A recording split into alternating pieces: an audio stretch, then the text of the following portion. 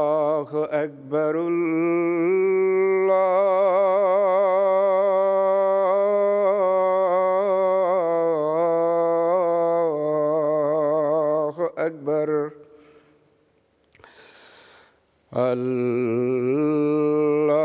اللہ اکبر اللہ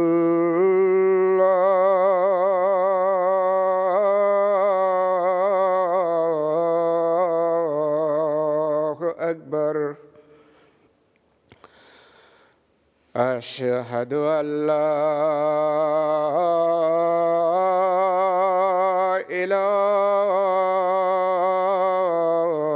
إله إلا الله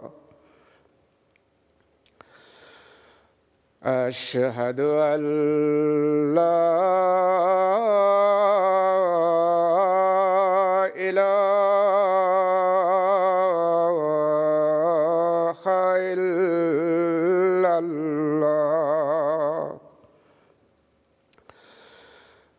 أشهد أن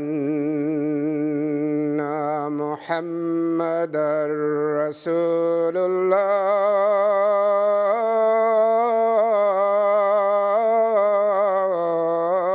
الله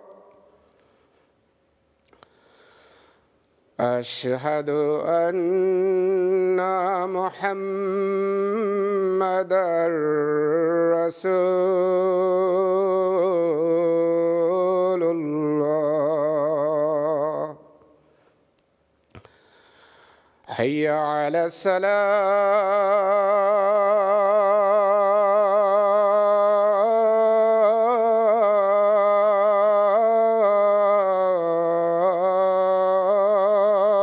الصلاة حي على الصلاة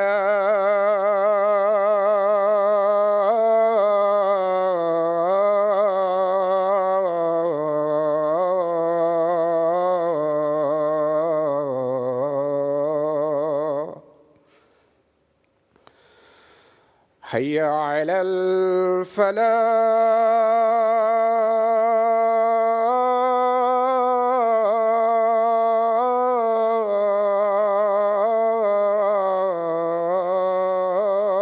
الفلاح حي على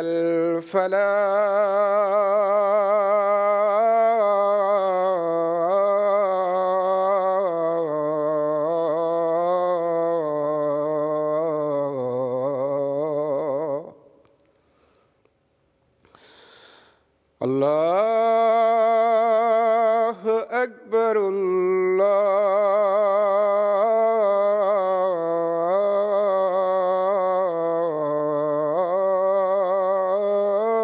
الله أكبر لا إله إلا الله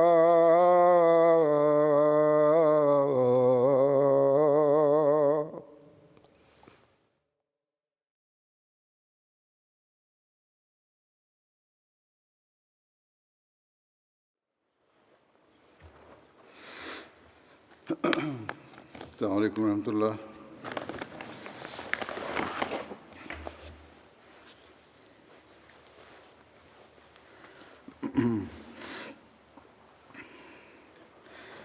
أشهد أن لا إله إلا الله وحده لا شريك له وأشهد أن محمدًا عبده ورسوله أما بعد فأعوذ بالله من الشيطان الرجيم بسم الله الرحمن الرحيم الحمد لله رب العالمين الرحمن الرحيم مالك يوم الدين إياك نعبد وإياك نستعين اهدنا الصراط المستقيم صراط الذين أنعمت عليهم غير المغضوب عليهم ولا الضالين.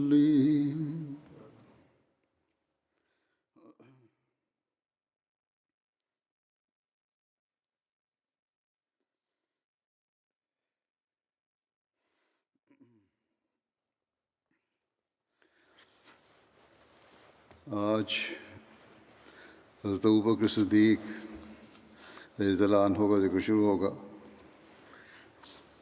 حضرت ابوبکر کا نام عبداللہ تھا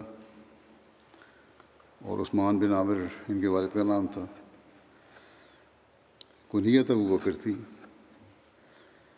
اور آپ کے لقب جو ہیں عتیق اور صدیق تھے. یہ کہا جاتا ہے کہ آپ کی ولادت عام الفیل کے 2 سال 6 ماہ بعد 573 عیسوی میں ہوئی.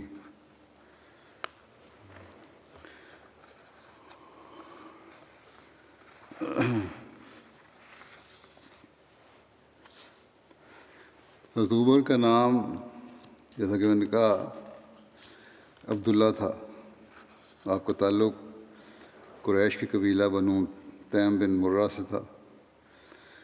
جاہلیت میں آپ کا نام عبد الکعبہ تھا جسے رسول اللہ صلی اللہ علیہ وسلم نے تبدیل کر کے عبداللہ رکھ دیا.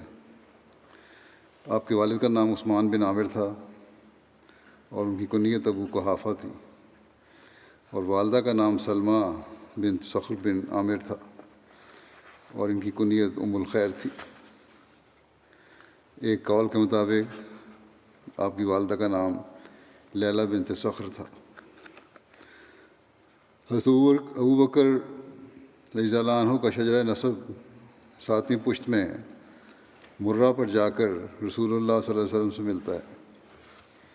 اسی طرح حضرت ابوبکر کی والدہ کا سلسلہ نسب ننیال اور ددیال دونوں طرف سے 6ٹھی پشت پر جا کر رسول اللہ صلی اللہ علیہ وسلم سے مل جاتا ہے. ابو قحافہ یعنی حضرت ابوبکر رضی اللہ عنہ کے والد کی اہلیہ ام الخیر ان کے چچا کی بیٹی تھیں، یعنی حضرت ابوبکر کی والدہ ان کے والد کی چچا کی بیٹی تھیں. حضرت ابوبکر کے والدین حضرت ابوبکر کی وفات کے بعد بھی زندہ رہے اور ان دونوں نے اپنے بیٹے یعنی حضرت ابوبکر رضی اللہ عنہ کا ورثہ پایا. حضرت ابوبکر کی وفات کے بعد پہلے ان کی والدہ کی وفات ہوئی اور پھر حضرت ابوبکر کے والد نے 14 ہجری میں 97 برس کی عمر میں وفات پائی.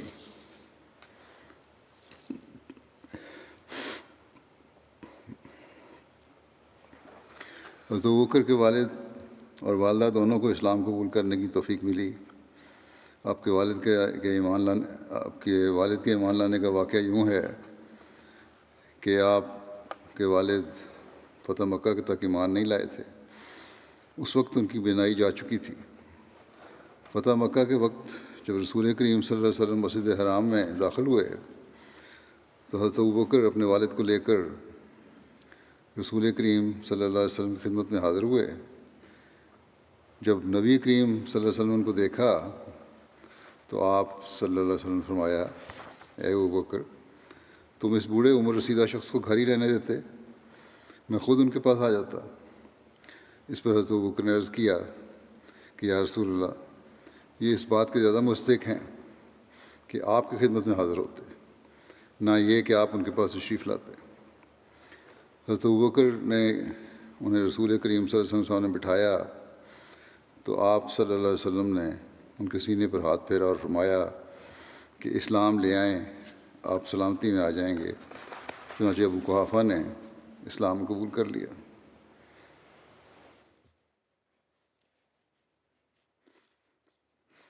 حضرت جابر بن عبداللہ سے روایت ہے کہ ابو قحافہ کو فتح مکہ کے دن لایا گیا تو ان کا سر اور داڑھی سغامہ کی طرح سفید ہو چکے تھے۔ سغامہ کے بارے میں کہا جاتا ہے کہ یہ ایک پھول ہوتا تھا سفید رنگ کا جو پہاڑوں پر اگتا تھا۔ بہرحال بالکل سفید بال تھے، داڑھی بس سفید تھی۔ اس پر رسول اللہ صلی اللہ علیہ وسلم نے اسے کسی اور رنگ سے تبدیل کر دو، یعنی اس پہ خضاب لگا دو، رنگ کر دو، زیادہ بہتر ہے، لیکن سیاہ رنگ سے بچو۔ یہ مطلب نہیں تھا کہ سیاہ رنگ کوئی برائی ہے، بلکہ شاید آپ نے خیال فرمایا ہو کہ عمر کے اس حصے میں بالکل سیاہ رنگ کے بال جو ہیں وہ چہرے پر شاید مناسب نہ لگیں۔ بہرحال آپ نے کہا اس کو رنگ دینا چاہیے، خضاب لگا دینا چاہیے۔ حضرت ابوبکر کی والدہ ابتدائی اسلام قبول کرنے والوں میں شامل تھیں۔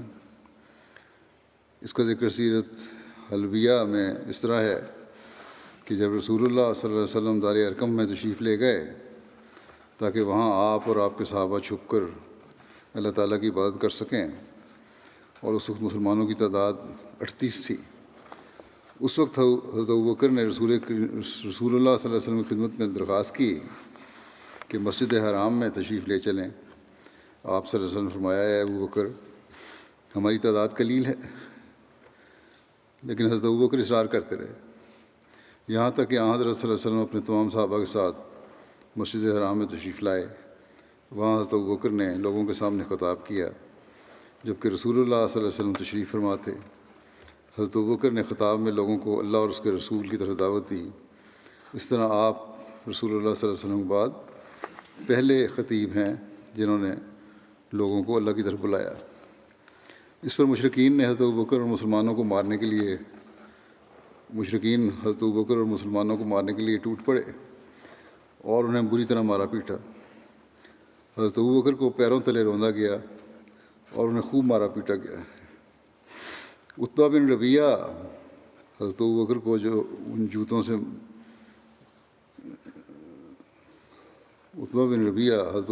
جوتوں سے مار رہا تھا جس پر دوہرا چمڑا لگا ہوا تھا۔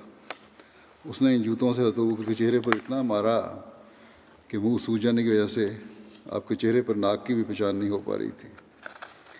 پھر بنو تیم کے لوگ بھاگتے ہوئے آئے اور مشرکین کو حضرت ابوبکر سے دور کیا۔ بنو تیم کے لوگوں نے آپ کو ایک کپڑے میں ڈال کر اٹھایا اور ان کے گھر میں انہیں لے گئے، اور انہیں حضرت ابوبکر کی موت میں کوئی شک نہیں تھا، اس حد تک مارا تھا۔ اس کے بعد بنو تیم کے لوگ واپس آئے اور مسجد میں داخل ہوئے، خانہ کعبہ میں، اور انہوں نے کہا، خدا کی قسم، اگر ابوبکر فوت ہو گئے تو ہم ضرور عتبہ کو قتل کر دیں گے جس نے مارا تھا زیادہ۔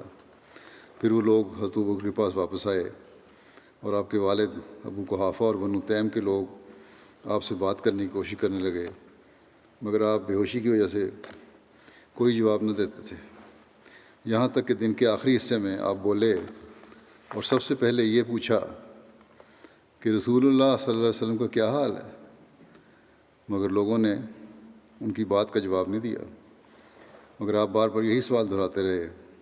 اس پر آپ کی والدہ نے کہا، خدا کی قسم، مجھے تمہارے ساتھی کے متعلق کچھ معلوم نہیں۔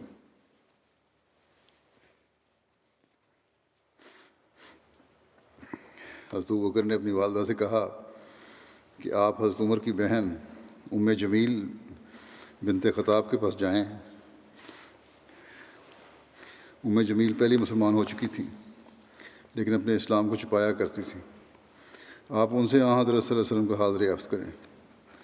چنانچہ وہ ان کی والدہ حضرت عمر کی ام جمیل کے پاس گئیں اور ان سے کہا کہ ابوبکر محمد بن عبداللہ صلی اللہ علیہ وسلم کے بارے میں پوچھتے ہیں۔ تو انہوں نے جواب دیا، میں محمد کو نہیں جانتی اور نہ ہی ابوبکر کو، پھر جمیل نے حضرت ابوبکر کی والدہ سے کہا کہ کیا آپ چاہتی ہیں کہ میں آپ کے ساتھ چلوں؟ انہوں نے کہا ہاں۔ پھر وہ ان کے ساتھ حضرت ابوبکر کے پاس آئیں تو جمیل نے آپ کو زخموں سے چور زمین پر پڑا دیکھا تو چیخ اٹھی اور کہا کہ جن لوگوں نے آپ کے ساتھ یہ معاملہ کیا ہے وہ یقیناً فاسق لوگ ہیں، اور میں امید رکھتی ہوں کہ اللہ تعالیٰ ان سے بدلہ لے گا۔ تب حضرت ابوبکر نے ان سے پوچھا کہ حضرت صلی اللہ علیہ وسلم کا کیا حال ہے؟ جمیل نے کہا یہ تمہاری والدہ بھی سن رہی ہیں۔ آپ نے کہا وہ تمہارا راز ظاہر نہیں کریں گی۔ اس پر جمیل نے کہا کہ حضرت صلی اللہ علیہ وسلم خیریت سے ہیں۔ حضرت ابوبکر نے پوچھا کہ آپ اس وقت کہاں ہیں؟ جمیل نے کہا دار ارقم میں۔ پھر آپ کے حضرت ابوبکر رضی اللہ عنہ کے عشق رسول کے سالہ مقام کو دیکھیں۔ جب یہ بات سنی تو حضرت ابوبکر نے کہا خدا کی قسم میں نہ کھانا چکھوں گا اور نہ پانی پیوں گا یہاں تک کہ پہلے میں رسول اللہ صلی اللہ علیہ وسلم کی خدمت میں حاضر ہوں۔ حضرت ابوبکر کی والدہ نے بتایا کہ ہم نے انہیں یعنی ابوبکر کو کچھ دیر روکے رکھا یہاں تک کہ جب لوگوں کا باہر آنا جانا تھم گیا اور لوگ پرسکون ہو گئے تو ہم آپ کو لے کر نکلے۔ آپ میرے سہارے سے چل رہے تھے یہاں تک کہ آپ رسول اللہ صلی اللہ علیہ وسلم کے پاس پہنچ گئے تو حضرت ابوبکر پر شدید رقت طاری ہو گئی۔ حضور صلی اللہ علیہ وسلم بوسہ دینے کے لیے حضرت ابوبکر پر جھکے۔ صلی اللہ علیہ وسلم نے حضرت ابوبکر کی حالت دیکھی، آپ کو بوسہ دینے کے لیے حضرت ابوبکر پر جھکے اور مسلمان بھی آپ پر جھکے۔ پھر حضرت ابوبکر نے عرض کیا یا رسول اللہ میرے ماں باپ آپ پر قربان ہوں، مجھے کوئی تکلیف نہیں سوائے اس کے جو لوگوں نے میرے منہ پر چوٹیں لگائی ہیں، اور یہ میری والدہ اپنے بیٹے سے اچھا سلوک کرنے والی ہیں۔ یہ مختصر سی باتیں کیں۔ ممکن ہے کہ اللہ تعالیٰ آپ کے طفیل ان کو آگ سے بچا لے۔ حضرت ابوبکر نے اپنی والدہ کے بارے میں کہا کہ ممکن ہے کہ اللہ تعالیٰ آپ کے طفیل ان کو آگ سے بچا لے، یعنی ایمان لے آئیں۔ اس پر رسول اللہ صلی اللہ علیہ وسلم نے آپ کی والدہ کے لیے دعا کی اور انہیں اسلام کی طرف دعوت دی، جس پر انہوں نے اسلام قبول کر لیا۔ اس طرح ابوبکر کی والدہ نے شروع میں ہی اسلام قبول کر لیا تھا۔ حضرت ابوبکر رضی اللہ عنہ کی پیدائش کے بارے میں جو روایات ہیں اس کے مطابق صحابہ کی سوانے پر ایک مستند کتاب ہے، اس کے مطابق حضرت ابوبکر صدیق کا عام الفیل کے 2 سال 6 ماہ بعد پیدا ہوئے۔ عام الفیل کے 2 سال 6 ماہ بعد پیدا ہوئے۔ تاریخ طبری اور طبقات کبریٰ میں لکھا ہے کہ آپ عام الفیل کے 3 سال کے بعد پیدا ہوئے۔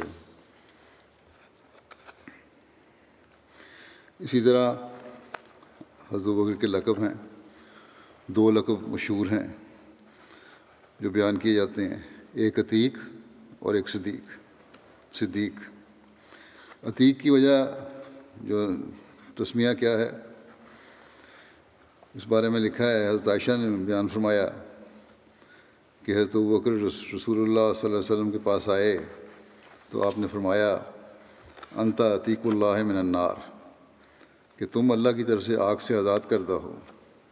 بس اس دن سے آپ کو عتیق کا لقب دیا گیا۔ بعض مورخین حضرت ابوبکر کا لقب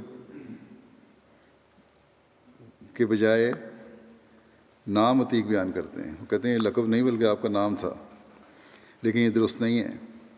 چنانچہ علامہ جلال الدین سیوطی نے تاریخ الخلفاء میں امام نووی کے حوالے سے لکھا ہے کہ حضرت ابوبکر کا نام عبداللہ تھا اور یہی زیادہ مشہور اور درست ہے، اور یہ بھی کہا جاتا ہے کہ آپ کا نام عتیق تھا، لیکن درست وہی ہے جس پر اکثر علماء متفق ہیں کہ عتیق آپ کا لقب تھا نہ کہ نام۔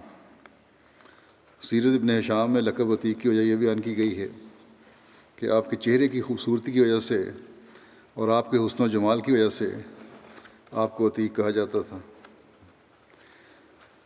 سیرت ابن ہشام کی شرح میں عتیق لقب کی درج ذیل وجوہات بیان کی گئی ہیں۔ عتیق کا مطلب ہے الحسن، یعنی عمدہ صفات والا، گویا کہ آپ کو مذمت اور عیوب سے بچایا گیا تھا۔ یہ بھی کہا جاتا ہے کہ آپ کو عتیق اس لیے کہا جاتا ہے کہ آپ کی والدہ کا کوئی بچہ زندہ نہیں رہتا تھا، انہوں نے نظر مانی کہ اگر ان کے ہاں بچہ ہوا تو اس کا نام عبدالکعبہ رکھیں گی اور اس کو کعبہ کے لیے وقف کر دیں گی۔ جب آپ زندہ رہے اور جوان ہو گئے تو آپ کا نام عتیق پڑ گیا، گویا کہ آپ موت سے نجات دیے گئے۔ ان کے علاوہ بھی لقب عتیق کے مختلف وجوہات ملتی ہیں۔ بعض لوگوں کے مطابق آپ کو عتیق اس لیے کہا جاتا تھا کہ آپ کے نسب میں کوئی ایسی چیز نہیں تھی جس کی وجہ سے اس پر عیب لگایا جاتا۔ عتیق کا ایک معنی قدیم یا پرانے کے بھی ہیں، اس لیے حضرت ابوبکر کو عتیق اس وجہ سے بھی کہا جاتا تھا کہ آپ قدیم سے نیکی اور بھلائی کرنے والے تھے۔ اسی طرح اسلام قبول کرنے میں اور بھلائی میں پہل کرنے کی وجہ سے آپ کا لقب عتیق رکھا گیا تھا۔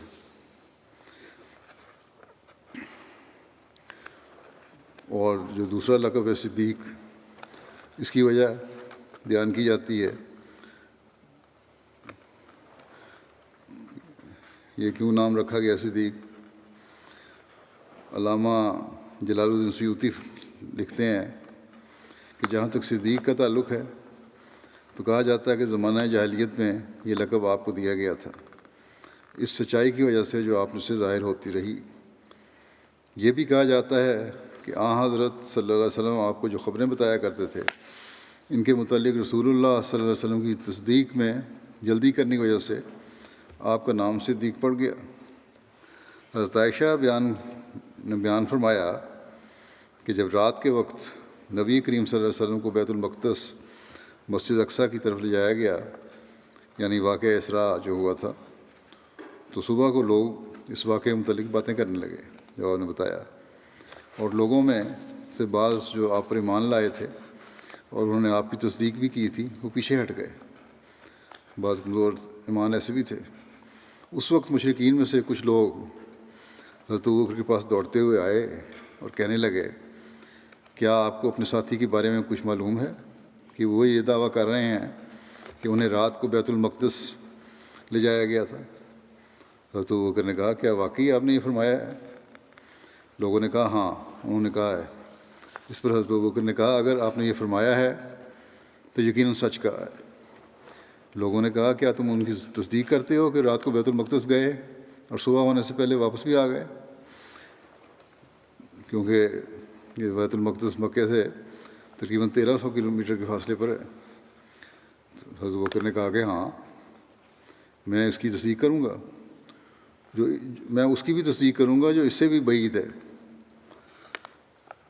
میں صبح شام، پھر آپ نے فرمایا حضرت ابوبکر نے کہ میں صبح شام اترنے والی آسمانی خبر کے بارے میں بھی آپ کی تصدیق کرتا ہوں، چنانچہ اس وجہ سے حضرت ابوبکر کا نام صدیق پڑ گیا، آپ کو صدیق کہا جانے لگا۔ حضرت ابو ہریرہ کے آزاد کردہ غلام ابو وہب نے بیان کیا کہ رسول اللہ صلی اللہ علیہ وسلم نے فرمایا، جس رات مجھے لے جایا گیا یعنی واقعہ اسراء میں، تو میں نے جبریل سے کہا، یقیناً میری قوم میری تصدیق نہیں کرے گی، یعنی میری بات کو سچ نہیں مانے گی۔ تو جبریل نے کہا، یصدقو کا ابو بکرن وہو صدیق، یعنی آپ کی تصدیق ابو بکر کریں گے اور وہ صدیق ہیں۔ یہ طبقات الکبریٰ میں لکھا ہے۔ حضرت مسلم موعود رضی اللہ عنہ فرماتے ہیں کہ حضرت عائشہ کی روایت یہ ہے کہ جب اسراء کا واقعہ ہوا، لوگ دوڑے دوڑے حضرت ابوبکر کے پاس آئے اور ان سے کہا کہ آپ کو معلوم ہے کہ آپ کا دوست کیا کہتا ہے؟ انہوں نے کہا، کیا کہتا ہے؟ انہوں نے جواب دیا کہ کہتا ہے کہ میں رات بیت المقدس تک ہو کر آیا ہوں۔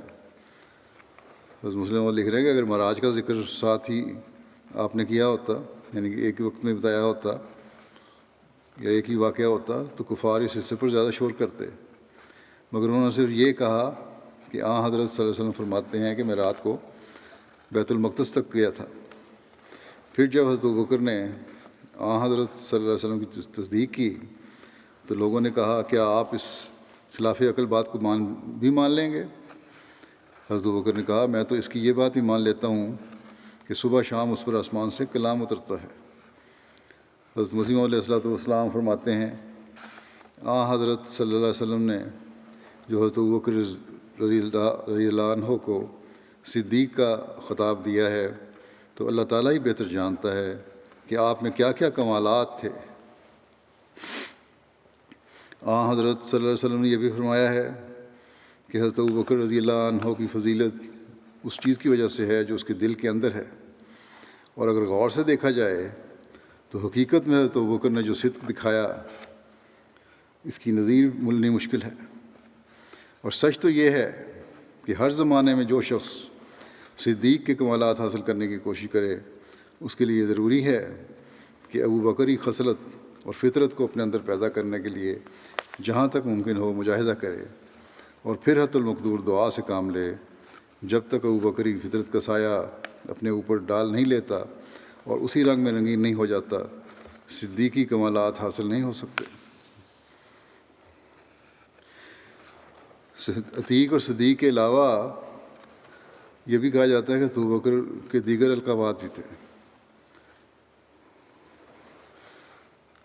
یعنی جیسے خلیفۃ الرسول اللہ۔ حضرت ابوبکر صدیق کو خلیفۃ الرسول اللہ بھی کہا جاتا تھا۔ چنانچہ ایک روایت میں ذکر ہے ایک آدمی نے حضرت ابوبکر سے کہا، یا خلیفۃ اللہ، اے اللہ کے خلیفہ، تو آپ نے فرمایا خلیفۃ اللہ نہیں بلکہ خلیفۃ الرسول اللہ، یعنی رسول اللہ صلی اللہ علیہ وسلم خلیفہ ہوں اور میں اسی پر راضی ہوں۔ صحیح بخاری کے شارح علامہ بدر الدین عینی بیان کرتے ہیں کہ مورخین وغیرہ کا اس بات پر اجماع ہے کہ حضرت ابوبکر صدیق کا لقب خلیفۃ اور رسول اللہ تھا، لیکن ظاہر ہے کہ حضرت ابوبکر کا یہ لقب حضرت صلی اللہ علیہ وسلم کی وفات کے بعد ان کے خلیفہ ہونے کی وجہ سے دیا گیا تھا۔ اس لیے یہ نہیں ہم کہہ سکتے صلی اللہ علیہ وسلم کے زمانے کا یہ لقب ہے، یہ بات کی بات ہے لوگوں نے رکھا نام یا آپ نے خود اپنے لیے پسند کیا۔ اواہم ایک یہ بھی لقب ہے۔ اواہ کا معنی ہے بہت ہی بردبار اور نرم دل۔ طبقات کبریٰ میں لکھا ہے کہ حضرت ابوبکر کو ان کی نرمی اور رحمت کی وجہ سے اواہم کا کہا جاتا تھا۔ اواہم منیب، اواہم منیب کا مطلب ہے بہت ہی بردبار، نرم دل اور جھکنے والا۔ طبقات کبریٰ میں یہ ہے کہ میں نے حضرت علی کو سنا، وہ ممبر پر کہہ رہے تھے غور سے سنو۔ راوی نے کہا حضرت علی کو سنا، وہ ممبر پر کہہ رہے تھے کہ غور سے سنو کہ حضرت ابوبکر بہت ہی بردبار، نرم دل اور جھکنے والے تھے۔ غور سے سنو کہ اللہ تعالیٰ نے حضرت عمر کو خیر خواہی عطا کی جس کے نتیجے میں وہ خیر خواہ ہو گئے۔ امیر الشاکرین یہ بھی ایک لقب کہا جاتا ہے۔ امیر الشاکرین کے معنی ہیں شکر کرنے والوں کا سردار۔ حضرت ابوبکر صدیق کو کثرت شکر کی وجہ سے امیر الشاکرین کہا جاتا تھا۔ عمدۃ القاری نے لکھا ہے کہ حضرت ابوبکر صدیق کو امیر الشاکرین کے لقب سے پکارا جاتا تھا۔ ثانی اسنین یہ بھی ایک لقب کہا جاتا ہے۔ حضرت ابوبکر صدیق کو اللہ تعالیٰ نے ثانی اسنین کے لقب سے پکارا ہے۔ اللہ تعالیٰ کا ارشاد ہے، اللہ تنصروہ فقد نصرہ اللہ اذ اخرجہ الذین کفروا ثانی اسنین اذ ہما فی الغار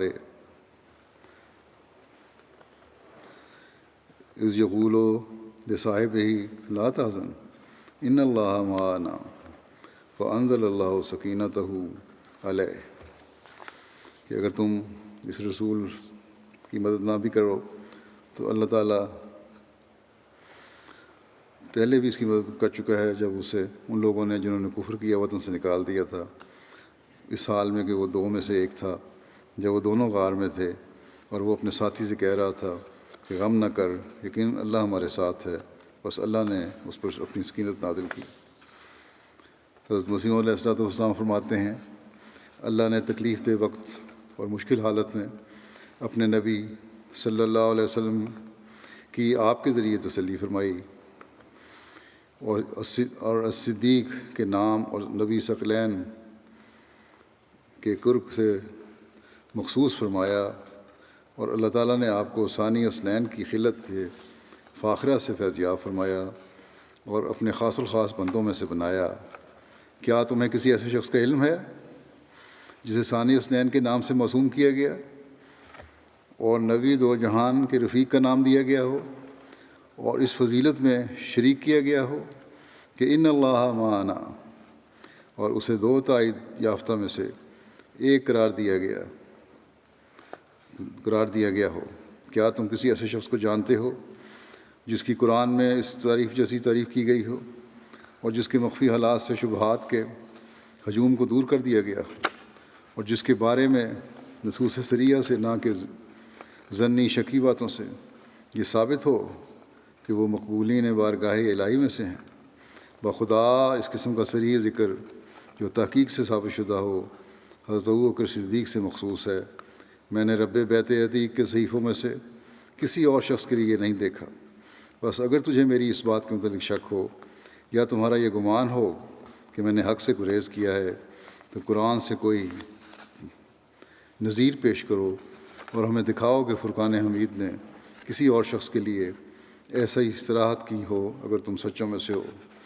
سر الخلافہ میں آپ نے فرمایا۔ پھر ایک لقب صاحب الرسول بھی ہے، اس کا مطلب ہے رسول کا ساتھی۔ حضرت ابوبکر بیان کرتے ہیں کہ انہوں نے ایک جماعت سے کہا تم میں سے کون سورہ توبہ پڑھے گا؟ ایک شخص نے کہا میں پڑھتا ہوں۔ پھر جب وہ آیت اذ یقولو لصاحبہ ہی لا تحزن، کہ جب وہ اپنے ساتھی سے کہہ رہا تھا کہ غم نہ کر، یہاں تک پہنچا تو حضرت ابوبکر رو پڑے اور فرمایا اللہ کی قسم میں ہی آپ صلی اللہ علیہ وسلم کا ساتھی تھا۔ پھر آدم ثانی ایک لقب ہے۔ حضرت ابوبکر کا یہ وہ لقب ہے جو حضرت اقدس مسیح موعود علیہ السلام نے آپ کو عطا فرمایا ہے۔ آپ نے حضرت ابوبکر کو آدم ثانی قرار دیا۔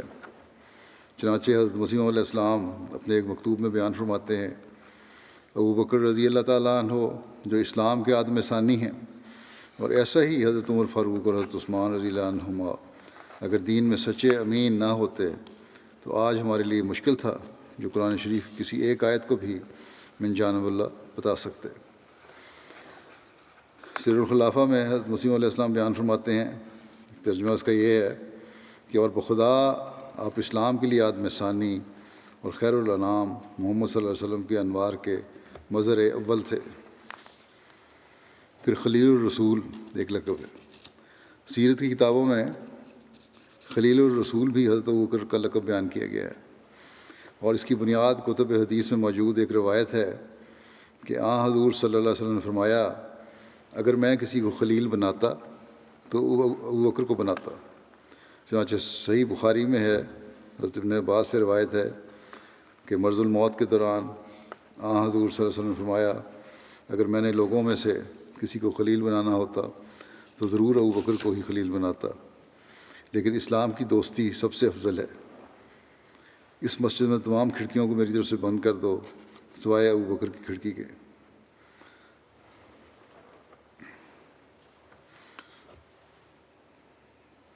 یہ ہمارے ریسرچ سیل نے یہاں یہ سوال اٹھایا ہے، ٹھیک سوال ہے ان کا، کہ اس روایت میں صرف یہ ثابت ہوتا ہے کہ اگر حضرت صلی اللہ علیہ وسلم اپنا خلیل کسی کو بناتے تو ابوبکر کو بناتے، لیکن بنایا نہیں۔ اس بات کی وضاحت حضرت مسیح علیہ السلام نے خود بھی ایک جگہ فرما دی ہے۔ چنانچہ حضرت مسیح علیہ السلام فرماتے ہیں کہ حضرت صلی اللہ علیہ وسلم کے اس قول کہ اگر میں کسی کو دنیا میں خلیل بناتا تو حضرت ابوبکر کو بناتا کی تشریح یہ ہے، اس کو تشریح کرتے ہوئے آپ نے فرمایا کہ یہ جملہ بھی قابل تشریح ہے۔ حضرت ابوبکر کو آپ دوست تو رکھتے تھے، پھر اس کا کیا مطلب؟ بات اصل میں یہ ہے کہ خلت اور دوستی تو وہ ہوتی ہے جو رگ و ریشہ میں دھنس جائے، اور وہ تو صرف اللہ تعالیٰ ہی کا خاصہ اور اس کے لیے مخصوص ہے۔ دوسروں کے ساتھ محض اخوت اور برادری ہے۔ خلت کا مفہوم ہی یہی ہے کہ وہ اندر دھنس جاوے، یعنی بہت اعلیٰ قسم کی جو پہچان ہے خلت کی وہ یہ ہے، اعلیٰ مقام ہے، جیسے یوسف زلیخا کے اندر رچ گیا تھا۔ بس یہی معنی حضرت صلی اللہ علیہ وسلم کے اس پاک فکرے کے ہیں کہ اللہ تعالیٰ کی محبت میں تو کوئی شریک نہیں ہو سکتا۔ دنیا میں اگر کسی کو دوست رکھتا تو ابوبکر کو رکھتا، اللہ تعالیٰ کا تو ایک مقام ہے، اس جیسا مقام کسی کو نہیں مل سکتا. لیکن بہرحال جو دنیا کی دوستی ہے اس میں اگر کوئی دوستی ہے تو ابو بکر کی، یعنی دوستی تو تھی لیکن اللہ تعالیٰ سے دوستی کے مقابلے میں نہیں کہا جا سکتا تھا کہ دوستی ہے. دنیا میں کہ لوگوں سے اللہ تعالیٰ جیسی دوستی کرنا ایک نبی کے لیے اور خاص طور پہ آمد رسول اللہ علیہ وسلم کے لیے تو ممکن نہیں تھا، یہ ہو ہی نہیں سکتا تھا. اگر کوئی ممکن تھی بات دنیا داری کے لحاظ سے تو پھر آپ نے فرمایا کہ اس مقام کے سب سے زیادہ حقدار ابو بکر ہیں.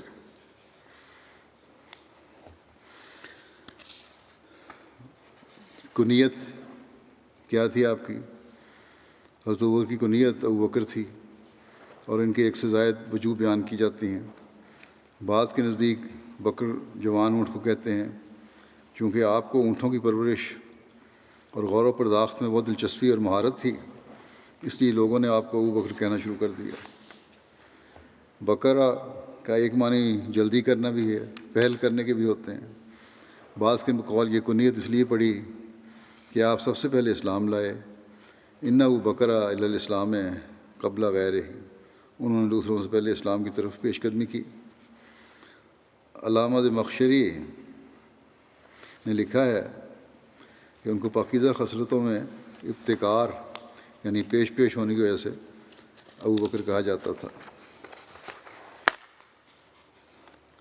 حلیہ عائشہ رضی اللہ عنہ آپ کے حلیہ کے بارے میں انہا آپ کے حلیہ کے بارے میں روایت کرتی ہیں کہ انہوں نے ایک عربی شخص کو دیکھا جو پیدل چل رہا تھا اور آپ اس وقت اپنے ہودج میں تھیں. آپ نے فرمایا میں نے اس شخص سے زیادہ حضرت ابو بکر کے سے مشابہ کوئی شخص نہیں دیکھا. راوی کہتے ہیں کہ ہم نے کہا کہ آپ ہمارے لیے حضرت ابو بکر کا حلیہ بیان کریں تو حضرت عائشہ نے فرمایا کہ حضرت ابو بکر گورے رنگ کے شخص تھے، دبلے پتلے تھے، رخساروں پر گوشت کم تھا، کمر ذرا خمیدہ تھی، ذرا جھکی ہوئی تھی کہ آپ کا تہہ بند بھی کمر پر نہیں رکتا تھا اور نیچے سرک جاتا تھا. چہرہ کم گوشت والا تھا، آنکھیں اندر کی طرف تھیں اور پیشانی بلند تھی. صحیح بخاری میں حضرت عبداللہ بن عمر سے روایت ہے کہ آپ نے کہا کہ رسول اللہ صلی اللہ علیہ وسلم نے فرمایا جو غرور سے اپنا کپڑا گھسیٹ کر چلا تو اللہ روز قیامت اس کی طرف نظر اٹھا کر نہیں دیکھے گا. حضرت ابو بکر نے کہا کہ میرے کپڑے کی ایک طرف ڈھیلی رہتی ہے، یعنی ایک سائڈ جو ہے وہ ڈھیلی رہتی ہے اور کی وجہ سے نیچے آ جاتی ہے، سوائے اس کے کہ میں اس کا خیال رکھوں. رسول اللہ صلی اللہ علیہ وسلم نے فرمایا آپ تو غرور سے ایسا نہیں کرتے، یہ جائز ہے، کوئی بات نہیں. حضرت ابو بکر مہندی اور قتم سے خطاب لگایا کرتے تھے. قتم یہ بوٹی بلند پہاڑوں پر اگتی ہے اور وسمہ کے ساتھ ملا کر لگائی جاتی ہے اور اس کے ذریعے بالوں کو سیاہ رنگت دی جاتی تھی. اسلام قبول کرنے سے پہلے حضرت ابو بکر کے پیشہ اور قریش میں آپ کے مقام کے بارے میں تاریخ طبری میں لکھا ہے کہ حضرت ابو بکر اپنی قوم میں مقبول اور محبوب تھے. آپ نرم مزاج تھے، شخص تھے، قریش کے حسب و نسب اور اس کی اچھائی اور برائی کو سب سے زیادہ جاننے والے تھے. آپ تجارت کرنے والے شخص تھے اور اچھے اخلاق اور نیکیوں کے مالک تھے. آپ کی قوم کے لوگ ایک سے زائد باتوں کی وجہ سے آپ کے پاس آتے اور آپ سے محبت رکھتے تھے، یعنی آپ کے علم کی وجہ سے، آپ کے تجربات کی وجہ سے اور آپ کی اچھی مجلسوں کی وجہ سے. محمد حسن ہیکل لکھتے ہیں کہ قریش کی ساری قوم تجارت پیشہ تھی اور اس کا ہر فرد اسی شغل میں مشغول تھا. چنانچہ ابو بکر رضی اللہ عنہ نے بھی بڑے ہو کر کپڑے کی تجارت شروع کر دی جس میں انہوں نے غیر معمولی فروغ حاصل کیا اور ان کا شمار بہت جلد مکے کے نہایت کامیاب تاجروں میں ہونے لگا. تجارت کی کامیابی میں ان کی جاذب نظر شخصیت اور بے نظیر اخلاق بھی بڑا خاصا دخل تھا. رسول کریم صلی اللہ علیہ وسلم کی بعثت کے وقت حضرت ابو بکر کا راس المال 40,000 درہم تھا. آپ اس میں سے غلاموں کو آزاد کرواتے اور مسلمانوں کی خبر گیری کرتے رہے یہاں تک کہ جب آپ مدینہ تشریف لائے تو اس وقت آپ کے پاس 5000 درہم باقی تھے۔ اسلام سے قبل کے بعد واقعات ہیں۔ حضرت ابوبکر اپنی مالی وسعت اور اعلیٰ اخلاق کی وجہ سے قریش میں اعلیٰ مقام کے حامل تھے۔ آپ رؤسائے قریش میں سے تھے اور ان کے مشوروں کے محور تھے۔ آپ سب سے زیادہ پاکیزہ اور نیک لوگوں میں سے تھے۔ آپ رئیس، معزز، سخی تھے اور بکثرت اپنا مال خرچ کیا کرتے تھے۔ اپنی قوم میں ہر دل عزیز اور محبوب تھے، اچھی مجلسوں والے تھے۔ آپ کی تعبیر الرؤیا میں لوگوں سے زیادہ علم رکھنے والے تھے، یعنی بہت علم تھا آپ کا اس بارے میں۔ علم تعبیر الرؤیا کے بہت بڑے عالم ابن سیرین کہتے ہیں کہ نبی کریم صلی اللہ علیہ وسلم کے بعد حضرت ابوبکر اس امت کے سب سے بڑے تعبیر الرؤیا کے عالم تھے، اور آپ لوگوں میں سب سے زیادہ اہل عرب کے حسب و نسب کو جاننے والے تھے۔ جبیر بن مطعم جو کہ اس فن علم الانصاب میں کمال تک پہنچے ہوئے تھے، انہوں نے کہا کہ میں نے نسب کا علم حضرت ابوبکر سے سیکھا ہے، خاص طور پر قریش کا حسب و نسب، کیونکہ حضرت ابوبکر قریش میں سے قریش کے حسب و نسب اور جو اچھائیاں اور برائیاں ان کے نسب میں تھیں ان کا آپ سب سے زیادہ علم رکھنے والے تھے، اور آپ ان کی برائیوں کا تذکرہ نہیں کرتے تھے، یعنی حضرت ابوبکر برائیوں کا تذکرہ نہیں کرتے تھے۔ اسی وجہ سے آپ حضرت عقیل بن ابو طالب کی نسبت ان میں زیادہ مقبول تھے۔ حضرت عقیل حضرت ابوبکر کے بعد قریش کے حسب و نسب اور ان کے آباء و اجداد اور ان کی اچھائیوں اور برائیوں کے بارے میں سب سے زیادہ جاننے والے تھے، مگر حضرت عقیل قریش کو ناپسندیدہ تھے کیونکہ وہ قریش کی برائیاں بھی گنوا دیتے تھے۔ حضرت عقیل مسجد نبوی میں نسب ناموں عرب کے حالات و واقعات کا علم حاصل کرنے کے لیے حضرت ابوبکر کے پاس بیٹھا کرتے تھے۔ اہل مکہ کے نزدیک حضرت ابوبکر ان کے بہترین لوگوں میں سے تھے، چنانچہ جب بھی انہیں کوئی مشکل پیش آتی وہ آپ سے مدد طلب کر لیا کرتے تھے۔ مکہ میں بسنے والے تمام قبائل کو کعبہ کے مناسب کے لحاظ سے کوئی نہ کوئی منصب حاصل ہوتا تھا اور کوئی فریضہ تفویض ہوتا تھا۔ بنو عبد مناف کے سپرد حاجیوں کے لیے پانی کی فراہمی اور انہیں ضروری آسائشیں فراہم کرنے کا کام سونپا گیا تھا۔ بنو عبد الدار کے ذمہ جنگ کے وقت علم برداری، کعبہ کی دربانی اور دار الندوہ کا انتظام تھا۔ لشکروں کی سپہ سالاری حضرت خالد بن ولید کے قبیلہ بنو مخزوم کے حصے میں آئی تھی۔ خون بہا اور دیتیں اکٹھا کرنا حضرت ابوبکر کے قبیلہ بنو تیم بن مرہ کا کام تھا۔ جب حضرت ابوبکر صدیق جوان ہوئے تو یہ خدمت ان کے سپرد کر دی گئی۔ جب حضرت ابوبکر کسی چیز کی دیت کا فیصلہ کرتے تو قریش آپ کی تصدیق کرتے اور آپ کی دیت کا لحاظ کرتے۔ اگر آپ کے علاوہ کوئی اور دیت کا فیصلہ کرتا تو قریش اس کو چھوڑ دیتے اور اس کی تصدیق نہ کرتے تھے۔ حلف الفضول میں حضرت ابوبکر کی بھی شمولیت تھی، جو ایک خاص معاہدہ تھا غریبوں کی مدد کا، مظلوموں کی مدد کا۔ قدیم زمانے میں عرب کے بعض شریف دل اشخاص کو یہ خیال پیدا ہوا تھا کہ باہم مل کر عہد کیا جائے کہ ہم ہمیشہ حقدار کو اس کا حق حاصل کرنے میں مدد دیں گے اور ظالم کو ظلم سے روکیں گے۔ اور عربی میں چونکہ حق کو فضل بھی کہتے ہیں، جس کی جمع فضول ہے، اس لیے اس معاہدہ کا نام حلف الفضول رکھا گیا۔ بعض روایتوں کی روح سے چونکہ اس تجویز کے محرک آپ ایسے شخص تھے جن کے ناموں میں فضل کا لفظ آتا تھا، اس لیے یہ عہد حلف الفضول کے نام سے مشہور ہو گیا۔ بہرحال جنگ فجار کے بعد اور غالباً اسی جنگ سے متاثر ہو کر حضرت صلی اللہ علیہ وسلم کے چچا زبیر بن عبد المطلب کے دل میں یہ تحریک پیدا ہوئی کہ اس حلف کو پھر تازہ کیا جائے۔ چنانچہ اس کی تحریک پر بعض قبائل قریش کے نمائندگان عبداللہ بن جدعان کے مکان پر جمع ہوئے، جہاں عبداللہ بن جدعان کی طرف سے ایک دعوت کا انتظام تھا۔ پھر سب نے اتفاق کر کے باہم قسم کھائی کہ ہم ہمیشہ ظلم کو روکیں گے اور مظلوم کی مدد کریں گے۔ اس عہد میں حصہ لینے والوں میں بنو ہاشم، بنو مطلب، بنو اسد، بنو زہرہ اور بنو تیم شامل تھے۔ حضرت صلی اللہ علیہ وسلم بھی اس موقع پر موجود تھے اور شریک معاہدہ تھے۔ چنانچہ آپ ایک دفعہ نبوت کے زمانے میں فرماتے تھے کہ میں عبداللہ بن جدعان کے مکان پر ایک ایسی قسم میں شریک ہوا تھا کہ اگر آج اسلام کے زمانے میں بھی مجھے کوئی اس کی طرف بلائے تو میں اس پر لبیک کہوں گا۔ ایک مصنف حضرت ابوبکر کی حلف حضور میں شمولیت کا بھی ذکر کرتے ہوئے لکھتے ہیں کہ اس انجمن میں حضور صلی اللہ علیہ وسلم بھی شامل ہوئے تھے اور آپ کے ساتھ حضرت ابوبکر صدیق بھی شامل ہوئے تھے۔ بعثت سے قبل رسول کریم صلی اللہ علیہ وسلم سے آپ کا تعلق اور دوستی کا حال یوں بیان ہوا ہے۔ ابن اسحاق اور ان کے علاوہ بعض اور لوگوں نے بیان کیا ہے کہ حضرت ابوبکر بعثت سے قبل رسول اللہ صلی اللہ علیہ وسلم کے ساتھی تھے۔ وہ آپ صلی اللہ علیہ وسلم کے ساتھ آپ صلی اللہ علیہ وسلم کے صدق اور امانت اور آپ کی پاک فطرت اور عمدہ اخلاق سے اچھی طرح واقف تھے۔ ایک اور روایت میں ذکر ہے کہ زمانہ جاہلیت میں بھی حضرت ابوبکر رسول کریم صلی اللہ علیہ وسلم کے دوست تھے۔ سیر الصحابہ میں لکھا ہے کہ حضرت صلی اللہ علیہ وسلم کے ساتھ بچپن ہی سے ان کو یعنی حضرت ابوبکر کو خاص انس اور خلوص تھا اور آپ صلی اللہ علیہ وسلم کے حلقہ احباب میں داخل تھے۔ اکثر تجارت کے سفروں میں بھی ہمراہی کا شرف حاصل ہوتا تھا۔ حضرت مرزا بشیر احمد صاحب نے بعثت سے قبل رسول کریم صلی اللہ علیہ وسلم کے حلقہ احباب کا ذکر کرتے ہوئے لکھا ہے کہ بعثت سے پہلے حضرت صلی اللہ علیہ وسلم کے دوستانہ تعلقات کا دائرہ بہت ہی محدود نظر آتا ہے۔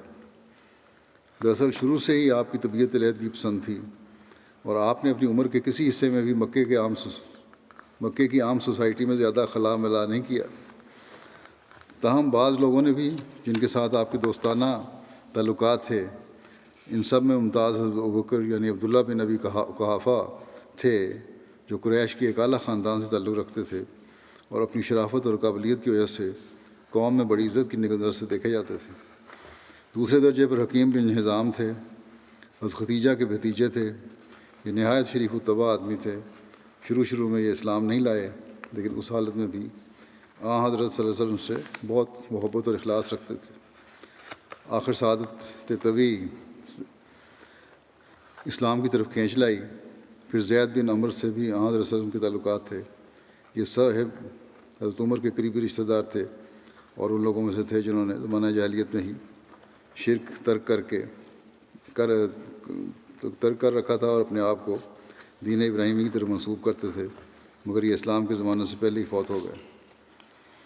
بہرحال حضرت ابوبکر نمبر 1 پہ تھے جو تعلقات میں تھے حضرت صلی اللہ علیہ وسلم کے ساتھ۔ زمانہ جاہلیت سے ہی حضرت ابوبکر کو شرک سے نفرت تھی اور اجتناب کرتے تھے۔ حضرت ابوبکر نے زمانہ جاہلیت میں بھی کبھی شرک نہیں کیا اور نہ کبھی کسی بت کو سجدہ کیا۔ چنانچہ سیرت حلبیہ میں لکھا ہے کہ بیان کیا جاتا ہے کہ یقیناً حضرت ابوبکر نے کبھی کسی بت کو سجدہ نہیں کیا تھا۔ علامہ ابن جوزی نے حضرت ابوبکر کو ان لوگوں میں شمار کیا ہے جنہوں نے جاہلیت میں ہی بتوں کی عبادت سے انکار کر دیا تھا، یعنی وہ کبھی بتوں کے پاس نہیں گئے۔ زمانہ جاہلیت میں شراب سے نفرت تھی آپ کو۔ حضرت عائشہ بیان فرماتی ہیں کہ حضرت ابوبکر نے زمانہ جاہلیت میں شراب کو اپنے اوپر حرام کیا ہوا تھا۔ آپ نے نہ جاہلیت میں اور نہ ہی اسلام میں کبھی شراب پی۔ ایک روایت میں آتا ہے کہ رسول اللہ صلی اللہ علیہ وسلم کے صحابہ کے مجمع میں حضرت ابوبکر سے پوچھا گیا کہ کیا آپ نے زمانہ جاہلیت میں کبھی شراب پی؟ اس پر حضرت ابوبکر نے فرمایا اعوذ باللہ، میں اللہ کی پناہ میں آتا ہوں۔ پوچھا گیا اس کی کیا وجہ ہے؟ حضرت ابوبکر نے فرمایا میں اپنی عزت کو بچاتا تھا اور اپنی پاکیزگی کی حفاظت کرتا تھا، کیونکہ جو شخص شراب پیتا ہے وہ اپنی عزت اور پاکیزگی کو ضائع کرتا ہے۔ راوی کہتے ہیں کہ جب یہ بات رسول اللہ صلی اللہ علیہ وسلم تک پہنچی تو آپ نے فرمایا صدق ابوبکر، صدق ابوبکر، یعنی ابوبکر نے سچ کہا، ابوبکر نے سچ کہا۔ آپ نے 2 مرتبہ یہ فرمایا۔ حضرت ابوبکر صدیق رضی اللہ عنہ کہ قبول اسلام کے بارے میں مختلف جگہوں پر روایات ملتی ہیں، بعض تفصیلی ہیں، بعض مختصر ہیں۔ بہرحال یہ کچھ بیان کر دیتا ہوں۔ حضرت عائشہ رضی اللہ عنہا بیان کرتی ہیں کہ جب سے میں نے ہوش سنبھالا ہے میرے ماں باپ اسی دین یعنی اسلام پر تھے اور ہم پر کوئی ایسا دن نہیں گزرا کہ جس میں رسول اللہ صلی اللہ علیہ وسلم ہمارے پاس صبح شام دونوں وقت نہ آئے ہوں۔ حضرت ابوبکر کے قبول اسلام کے بارے میں مختلف روایات کی جاتی ہیں۔ شرح زرقانی میں حضرت ابوبکر کے قبول اسلام کا واقعہ یوں بیان کیا جاتا ہے کہ ایک دن حضرت ابوبکر حکیم بن حزام کے گھر میں تھے۔ اس وقت ان کی لونڈی آئی اور کہنے لگی کہ تیری پھوپھی ختیجہ یہ بیان کرتی ہے کہ اس کا خامد موسیٰ کی مانند بطور نبی بھیجا گیا ہے۔ اس پر حضرت ابوبکر نے وہاں سے چپکے سے نکلے یہاں تک کہ آپ نبی کریم صلی اللہ علیہ وسلم کے پاس آئے اور اسلام قبول کر لیا۔ سیرت ابن ہشام کی شرح الروز العنف میں حضرت ابوبکر کی ایک رویا اور اسلام لانے کا واقعہ یوں بیان ہوا ہے کہ نبی کریم صلی اللہ علیہ وسلم کی بعثت سے قبل حضرت ابوبکر نے ایک خواب دیکھا۔ انہوں نے دیکھا کہ چاند مکے میں اتر آیا تھا۔ پھر انہوں نے اسے دیکھا کہ وہ ٹکڑے ٹکڑے ہو کر مکے کی تمام جگہوں اور گھروں میں پھیل گیا ہے۔ اس کا ایک ایک ٹکڑا ہر گھر میں داخل ہو گیا ہے اور پھر گویا وہ چاند آپ کی گود میں اکٹھا کر دیا گیا ہے۔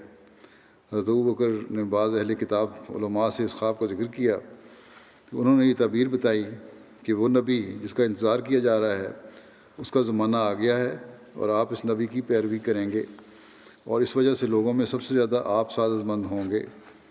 پھر جب رسول اللہ صلی اللہ علیہ وسلم نے حضرت ابوبکر کو دعوت اسلام دی تو انہوں نے توقف نہ کیا۔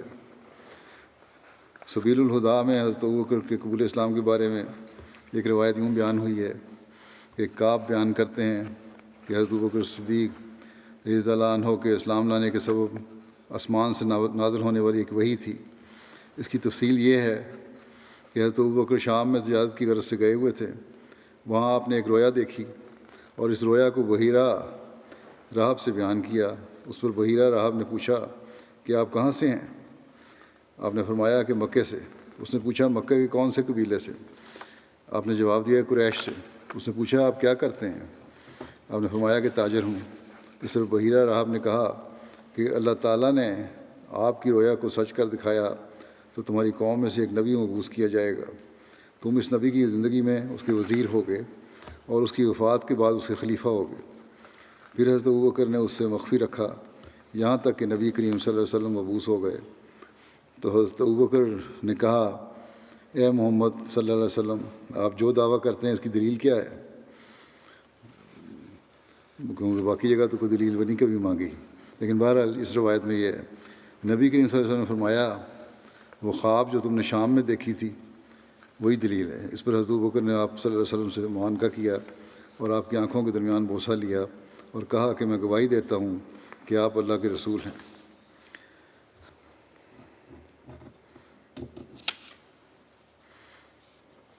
اس روایت میں حضرت ابوبکر کی ایک رویا کا تذکرہ ہوا ہے، لیکن اس کی تفصیلات اس جگہ درج نہیں کہ اس رویا میں حضرت ابوبکر نے کیا دیکھا تھا۔ تاہم سیرت حلبیہ سے معلوم ہوتا ہے کہ یہ اسی رویا کی طرف اشارہ ہے جس میں حضرت ابوبکر نے دیکھا کہ چاند ٹکڑے ٹکڑے ہو کر گرا ہے، جس کا پہلے تذکرہ گزر چکا ہے، پہلے بیان ہو چکا ہے۔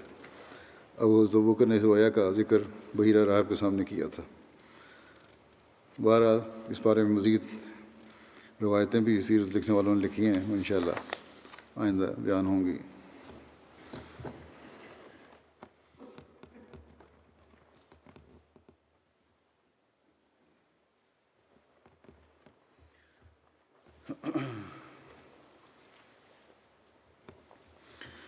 الحمد لله نحمده ونستعينه ونستغفره ونؤمن به ونتوكل عليه ونعوذ بالله من شرور أنفسنا ومن سيئات أعمالنا من يهده الله فلا مضل له ومن يضلل فلا هادي له ونشهد أن لا إله إلا الله ونشهد أن محمدا عبده ورسوله عباد الله رحمكم الله إن الله يأمر بالعدل والإحسان وإيتاء ذي القربى وينهى عن الفحشاء